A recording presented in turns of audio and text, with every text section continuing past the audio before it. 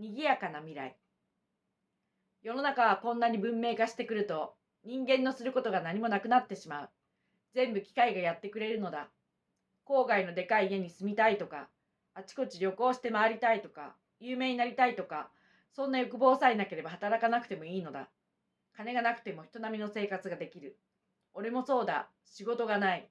仕事がないから金もない。それでも衣食住にはこと書かないのだから気楽なものである。住むところはちゃんとある。無職独身者用という部屋である。政府の作った巨大なビルの一室で、家賃は払わなくてもいい。しかもチャチな部屋ではない。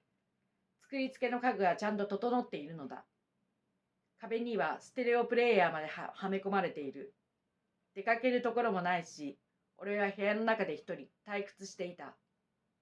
何度もあくびをしてから音楽でも聴くことにして、FM のステレオ放送にスイッチを入れた。ところがゆっくり音楽を楽しむことはできなかった。演奏が30秒ばかり続いたかと思うと、次の30秒はコマーシャルが入るのである。ぶつ切れだ。公共放送にまでコマーシャルが入っていた。職のない人間が増加して税金が取れず、政府も金がなくて弱り、ついに公共放送にスポンサーをつけることにしたのである。しかし音楽がこんなに途切れ途切れでは、聴いていてもイライラするばかりだ。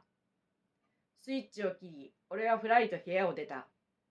散歩でもしていれば何か面白いことにぶつかるだろうと思ったのである。街の大通りもコマーシャルソングに塗りつぶされている。あらゆるスピーカーからはコマーシャルソングが流れ出ていて、建物の壁面にも余った部分が見つからないほど看板が取り付けられている。歩道にまで宣伝文が書かれていた。可愛い女の子が歩いていても大抵はコマーシャルガールだから、うかつに声もかけられない。手一つ握らぬうちに商品を買わされてしまう。その代わり歩いているうちに宣伝マンがいろいろな見本商品をくれる。薬だの、食品だの、肌着だの、特にはスポーツシャツやズボンや会員コートまでくれる。こういうただの商品だけでそう生活していても十分楽に暮らせるのだ。もしもし。両手にいっぱいレコードらしいものを持った男は声をかけてきた。石鹸をお使いになるときは、ロケット印の我が社の製品をどうぞ。これは我が社からあなた様へのプレゼントです。彼は俺に数枚のレコードをくれた。カバーを見ると、俺の好きなモーツァルトとワーグナーだ。いいものをもらったと思い、喜びながら歩いていくと、またレコードを通行人に配っている若い女性がいた。プルートー製薬です。チョコレコードとおせんべいレコードをお楽しみください。彼女も俺に数枚のレコードをくれた。チョコレートやせんべいがレコードになっているらしい。こんなにレコードをもらったのでは、やはり家へ戻ってステレオで聞いてみなくてはなるまい。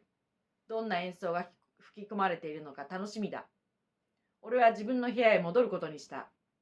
帰る途中で政府の宣伝カーが市民への布告をアナウンスしながらやってくるのに出会った。市民の皆さん、この度政府は公共放送の CM 料金を値上げすることにいたしました。それに伴い皆さんのお家のステレオは一日中つけっぱなしにしておいていただくことになりました。CM がうるさいからといって放送の途中でラジオのスイッチを切ると罰せられます。なお、ステレオでレコードをお聞きになる場合はラジオの方を消されても構いません。これは偉いことになってきたぞ、と俺は思った。今でさえ街中はのべつ幕なしのコマーシャル放送で歩いていてさえ頭が痛くなるくらいである。静かなところといえば自分の部屋の中だけなのだ。それでもよっぽどしっかり窓を閉め切って完全に防音しないことには街の騒音が流れ込んでくる。それなのにラジオをつけっぱなしにしておかないと罰せられるというのでは、もうどこへ行っても静かには暮らせないということになるじゃないか。まあいい。レコードを聴く場合はラジオを消してもいいと言っているのだから、静かな曲ばかり聴いていればいいのだ。俺は部屋に帰り、窓を閉め切り、防音を完全にした。早速ステレオのスイッチを入れる。公共放送は相変わらずコマーシャルばかりやっていた。俺はすぐレコードに切り替え、まず最初はチョコレートで作ってあるレコードを聴くことにした。流行歌だった。2、3回聞いているうちに飽きてしまった。おまけに材料がチョコレートだから、すぐに音が悪くなってきた。俺はそのレコードをむしゃむしゃ食べてしまい、次にせんべいレコードをかけてみた。これも流行歌だった。おまけにひどく騒がしい曲で、しばらく聴いているうちに頭痛がしてきたので、慌てて食べてしまった。次はモーツァルトとワーグナーだ。最初モーツァルトをかけた。ところがこのレコードには10秒おきにロケット印石鹸のコマーシャルが入っていた。なるほど。道理でタダでくれたはずである。これでは公共放送よりひどい。ワーグナーもかけてみたが、やっぱり同じだ。やはりコマーシャルの入っていない静かな名曲は、金を出してレコード屋で買うより仕方がないな。俺はそう思った。CM の聞きすぎで頭が痛くなってきたので、俺はまた部屋を飛び出した。飛び出してみたって街は相変わらず CM の洪水である。レコード屋があったので、俺は店の中へ入っていった。ポケットには500円札が1枚あるきりだ。これでレコードが買えるかどうかわからないが、とりあえず店の主人に聞いてみた。クラシックの静かな曲はあるかね？何でもいいのだが、ございます。